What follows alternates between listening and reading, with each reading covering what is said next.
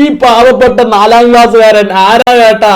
ഇന്ന് എവിടെ നോക്കിയാലും ഉണ്ണിക്കണ്ണന് നനച്ച വണ്ടി കിട്ടി, നനച്ച വണ്ടി കിട്ടി, നനച്ച വണ്ടി കിട്ടി. ഉണ്ണിക്കണ്ണന് നനച്ച വണ്ടി എവിടെ? കൃത്യമായ തെളിവുകളുണ്ട്. ഉണ്ണിക്കണ്ണൻ ജനങ്ങളെ പറ്റിക്കുകയല്ലേ.